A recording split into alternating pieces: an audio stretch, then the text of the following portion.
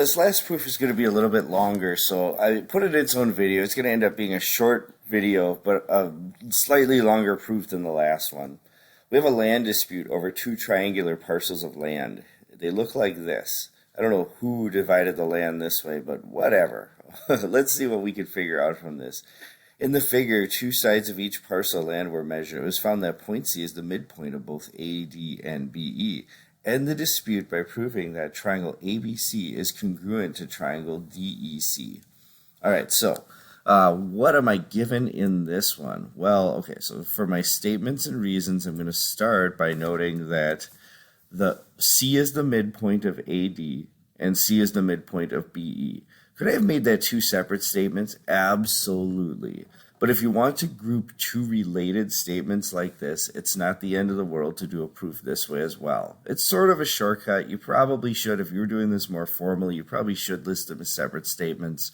Let's continue down this pathway. So the next thing I'm going to do is state that AC is congruent to CD. That distance here is equal to. I said congruent, but I mean equal because I'm talking about the measures. Because the definition of a midpoint says that the measure from one endpoint to the midpoint equals the measure from the midpoint to the other endpoint. Same with BC and CE. But am I interested in equals for side angle side, or am I interested in congruence? I care about congruence, not equivalence. So I'm going to restate this same thing, but in the language of congruence. Remember, segments can be congruent, lengths cannot. Lengths can be equal. And how can I do that? Well, the only thing that matters for segments to be congruent is their lengths. So if AC equals CD, I can say segment AC is congruent to segment CD. The point is I have to say that. I have to make that extra step to say that. I can't just say that they're equal and call it a day. At least I can't do that and have an honestly good proof.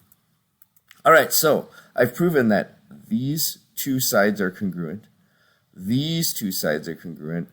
If I can prove, even though they're on opposite sides of the triangle, it doesn't really matter. If I can prove that the included angle between this side and this side, and this side and this side is congruent, then I've proven that these two triangles are congruent by side angle side congruence. Let's see. Well, I notice that angles ACB and ECD are vertical angles. I have a vertical angle or pair right here across the intersecting lines. And I know, according to theorem 6.4, that vertical angles are congruent to each other. So I could state that ACB is congruent to ECD. Do I have everything that I need now for side angle side congruence?